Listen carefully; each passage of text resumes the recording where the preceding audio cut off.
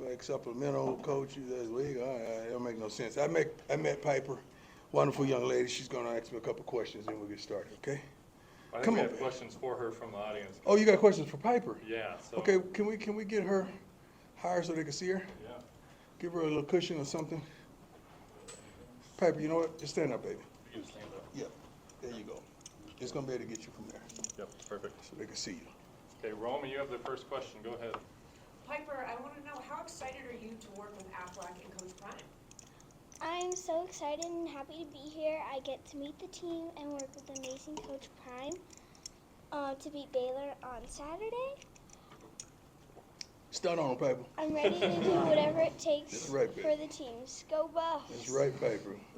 All right, we have one more question from Nikki. Piper, tell us about how you met Coach Prime.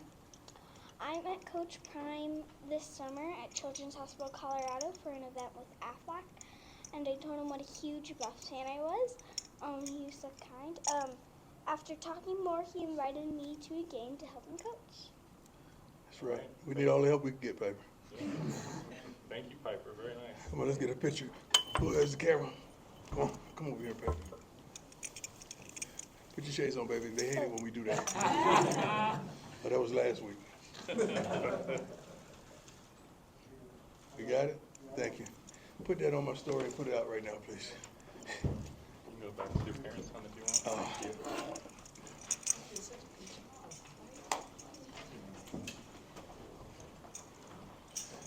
Great win last week.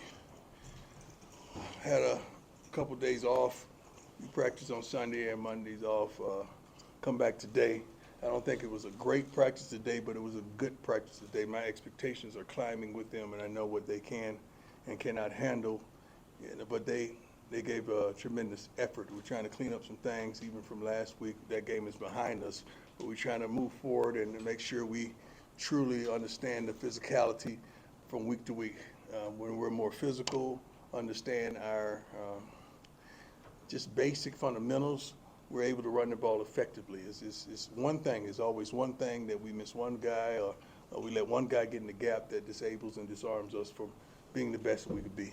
Other than that, I think we had a good day today. Coordinators have implemented great game plans. I can't wait to see how it plays out because I know things change during the week. I don't foresee anybody that was truly injured last week that probably won't be with us. We may get a couple guys back this week from off the injury report, but all is good, all is well. Let's go. Nikki, go ahead. Hi, Coach Nikki Edwards, CU Sports Report. When you look at Baylor and this team, what are you guys specifically game planning for? First and foremost, you know, every week is the same thing. We want to be able to run the ball effectively. We want to be able to stop the run. The coach has done a great job. Coach Randall's done a great job of having this team disciplined in the things that they do well, they really do well. We got to, first of all, stop the run. I don't know which quarterback they're going to feature this week, but we're preparing for both quarterbacks. But that team, they have athletes, they're physical, they're strong. They don't make a lot of mistakes, self-inflicted wounds. I know they fumbled a few times, but that happens. That happens with us. It happens with everybody. But where he's taking his program is phenomenal. Taylor, go ahead. Morning, Coach. Taylor Sadusky, Sports Illustrated. Through the first 3 games, a lot of praise for the O-line, but specifically on Jordan Seaton, what have you seen from him in being the true freshman that he is? Jordan is coming. Slowly but surely, he's understanding footwork and technique is everything. Because at this level, you can't overpower, over-muscle, or out-athletic others. He's done a great job of listening to some of the best teachers that I've seen in quite a long time. And you know, Phil and Gunner and Big George, all of them chime in to complete these guys. But I love where Jordan is mentally and physically. Pat, go ahead. Hey, Coach. I'm Pat Graham, Associated Press. How you doing, sir? Two-parter on Travis real quick. I guess you had Chan Bailey and Charles Woodson back in the day playing both ways. In today's college football, does it make what he's doing at a high level even more remarkable? Yes, because it's a lot of teams are tempo, so he don't get a lot of rest. And just think about this. I just got finished talking to scouts about this, about what he can and cannot do.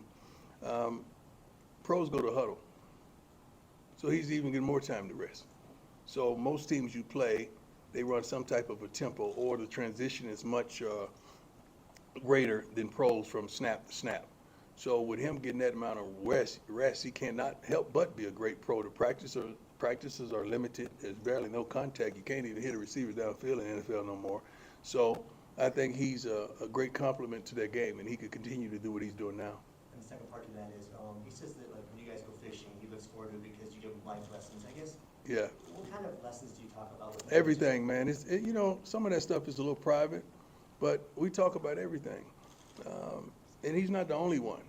So when I say I genuinely love these kids, I genuinely really do. It's not about what they can do for me on the football field. It's about what I can help them with in life.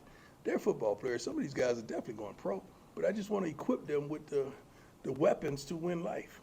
Because, you know, football has changed. The landscape has changed in football. Once upon a time, you guys never attacked college players. Now they're making more money than y'all. And some of y'all are envious and jealous about that. So you're on the attack. It was hands off a college player because he's an amateur. Remember? Remember that, guys? Now it's hands on. Go at them any kind of way you want. They're making more money than me, and I'm mad about it.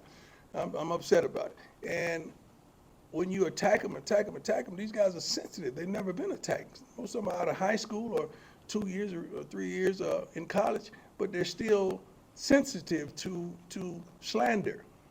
They hadn't gone through what a grown man, what I've been going through with y'all for years. They haven't done that. So it is what it is. I know you're going to do your job and what you must do, but your job does not say attack.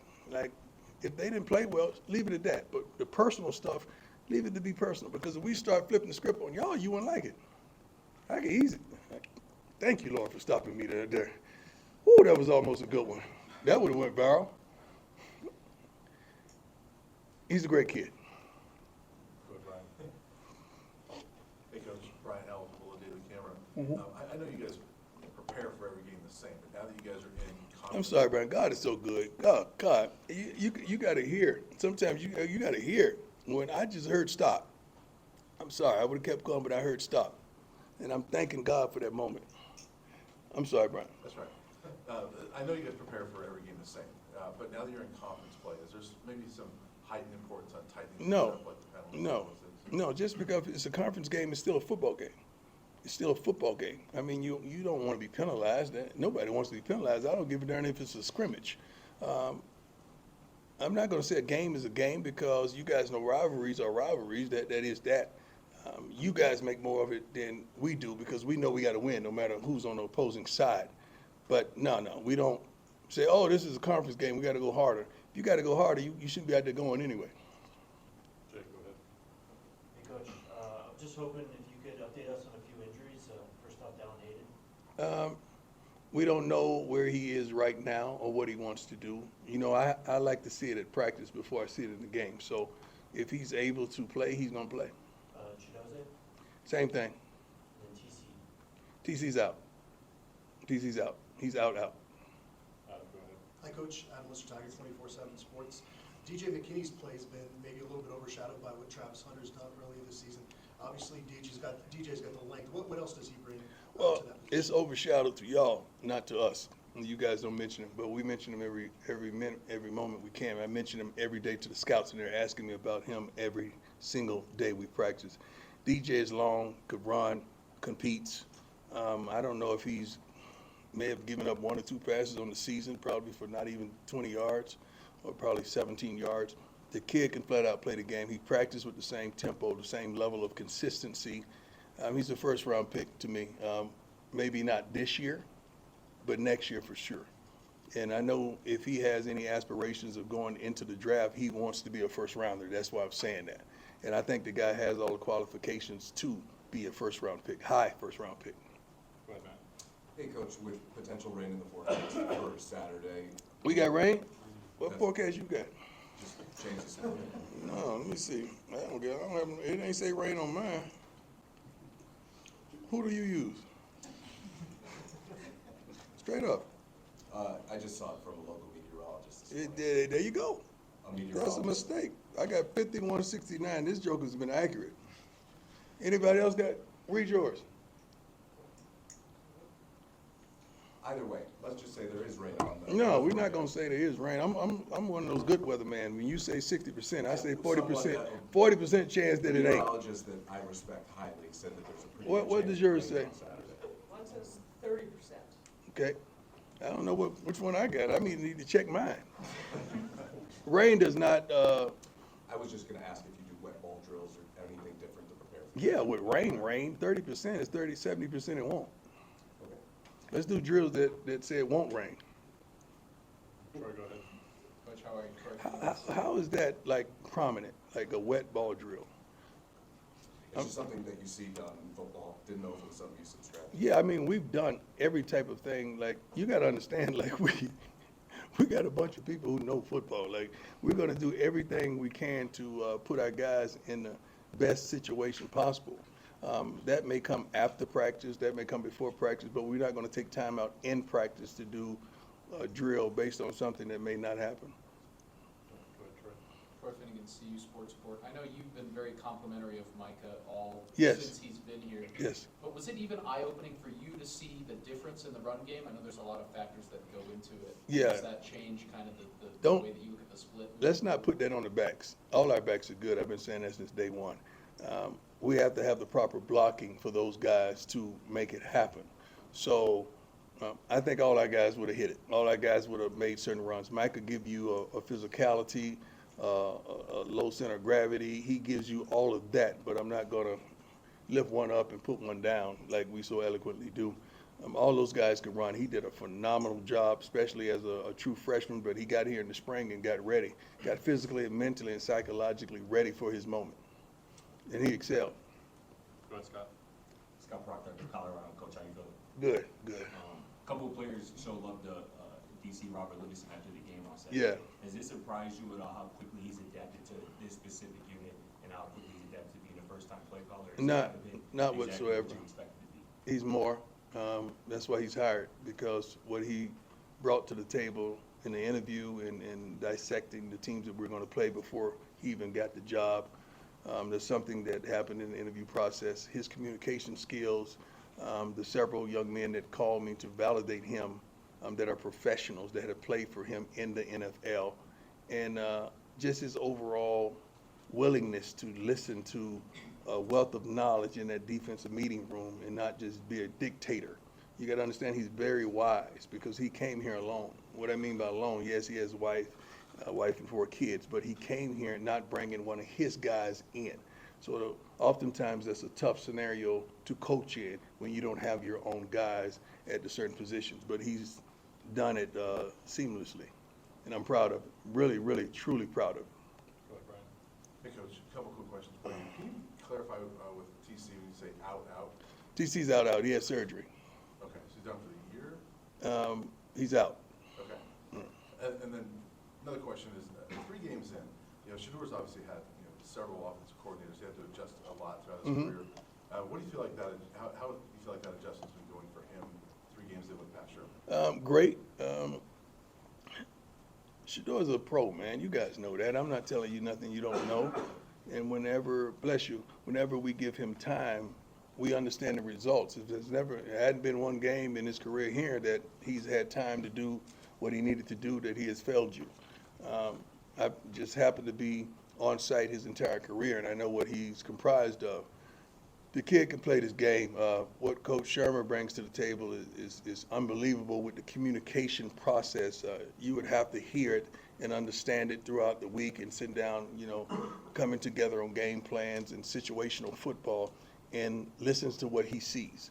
He may see something out there, pre-snap, whatever, that we don't see because we're not out there. And it's phenomenal, the adjustments he makes in using the tablets to his finest moment on the sideline. That's a additive to us and how he sees the game. He's played a lot of football. Go ahead, Pat.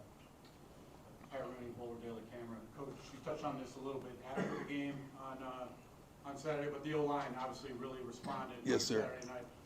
That confidence boost for them, what can it do for them going forward and maybe building on that going into conference play? Great question. It's a tremendous asset, just the confidence of the O-line, what they've got, because you guys, not you guys, but whoever did it, they beat them up pretty badly. I'm proud of those guys. I know what they have inside of them. I believe in them. I've been believing in them since day one.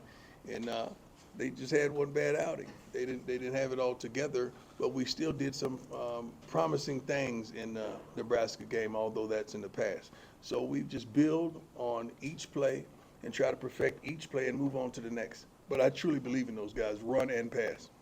Lincoln, go ahead. Lincoln Roach, CU Independent. So with Baylor not yet deciding on their starting quarterback, will there be any differences in how you handle DeQuan Finn versus Sawyer Robinson? Yeah, I mean, that comes down to calls. You know, third downs and situational calls where one guy's more likely to scramble out of the pocket and run. One guy's going to get rid of it quickly out of his hand to try to move change. So, yeah, that has a factor in when you're calling it throughout the game. But as far as the preparation, you got to prepare like you're going to prepare for both of them. But one guy features a different asset than the other. That's definitely true. Coach, Harrison Simeon, Football Sports. How important for you has it been to stay focused and maybe not too reactionary after 3 very different results in the first 3 games of the year? Say that first part again. I'm sorry.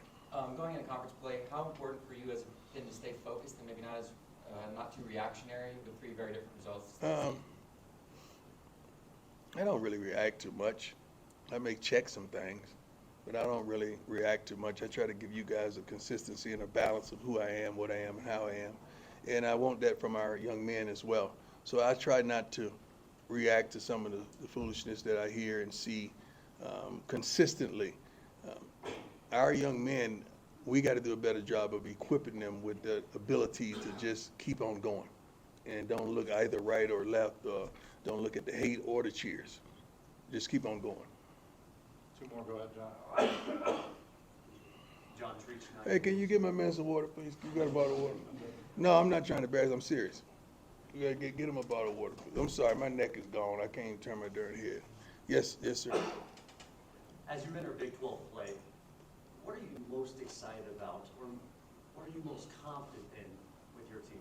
I'm not excited about as we enter Big 12 play. Like, every game is big play. Whether it's the 12 before, the preceding it, or whatever, every game is at that level for us that we want to come out here and compete and give you our best, our absolute best. I know this is a conference game and it means a lot more to a lot of people, but every game means a lot to us. Every single game. It's not like we say this is Big 12 and these are the rest of them. No, we got to approach every game like it's a stern Super Bowl, like it's the last one that we may ever play or be a part of to coach. And a more football specific, I know it's a small sample size, but Baylor leads the entire country in pass defense and net punting. So they're owning the field position game. What kind of challenge is that? We got to be who we are. We got to run the ball effectively. We got to. Our receivers are a tough cover. When we're protecting our quarterback, our receivers are a tremendously tough cover. So I don't wish that on anybody. I feel like we could do some phenomenal things as they feel like they could shut us down in some areas of concern. But our guys are pretty good. We just got to give our quarterback a little time and we're okay. Last one, Taylor, go ahead. You and RG3 have a great relationship. Yeah. Have you guys had any just lighthearted talks about going up against No, but I know I'm going to get a text some way, somehow this week. You got to understand, RG3, when he was at Baylor, it was poetry in motion. He had the country by the throat, and he was applying pressure. I love what he stands for as an athlete, as a father, as a man, period, especially for our culture. I got none but love for RG3. But I'm pretty sure he's going to be conflicted inside because he wants us to do our thing, but that's his alma mater. So I'm pretty sure he's leaning. He's going to be wearing green with probably a gold necklace on. All right, thanks, Coach. Thank you, and God bless.